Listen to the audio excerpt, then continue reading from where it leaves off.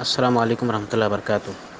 شیخ محترم، اللہ کے رسول صلی اللہ علیہ وسلم کی حدیث ہے کہ جب انسان بیمار ہو تو بیماری میں انسان کو چاہیے کہ وہ صدقہ کرے، یعنی اپنے مریضوں کو شفا پہنچاؤ صدقے کے ذریعے سے، اس طرح کی جو حدیث ہے۔ تو سوال یہ ہے کہ صدقے میں بکرا ذبح کر کے اس کا گوشت غریبوں میں تقسیم کرنے کا کیا حکم ہے؟ کیا اسلاف کرام میں اس کی کوئی یعنی اس کا کوئی ثبوت ملتا ہے؟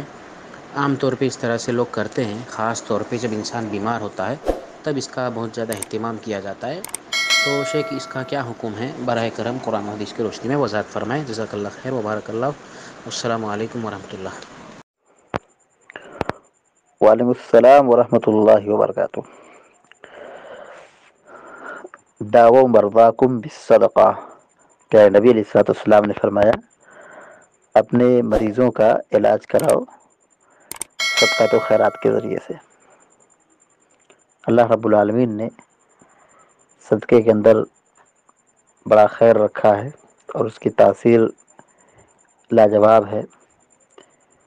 بیمار آدمی کی طرف سے اگر صدقہ کیا جائے تو بیماری میں شفا یابی ملنے کا امکان زیادہ رہتا ہے۔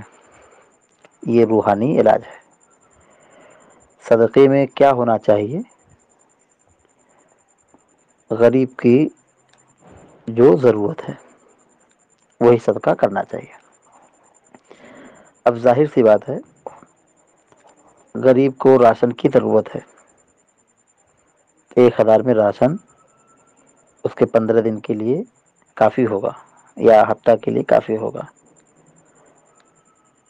ننگا ہے، کپڑے کی ضرورت ہے۔ پیاسا ہے، پانی کی ضرورت ہے۔ بیمار ہے، علاج کی ضرورت ہے۔ تو غریب کی جو اہم ضروریات میں سے ہے وہی صدقہ کیا جائے گا۔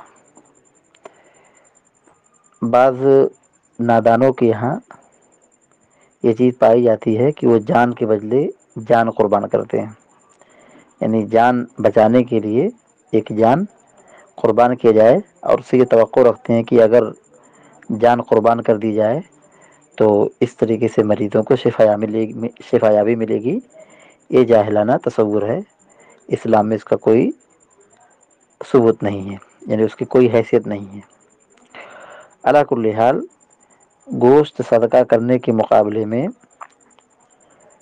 غریب کو راشن، پانی یا جو اس کی ضروریات میں سے ہے وہ زیادہ بہتر ہوگا، اور یہ جانور قربان کر کے گوشت تقسیم کرنا غریبوں کے درمیان یہ غیر شرعی عمل ہے، غیر شرعی عمل ہے۔ اس سے بچنے کی ضرورت ہے۔ جزاک اللہ خیر۔ السلام علیکم ورحمۃ اللہ وبرکاتہ۔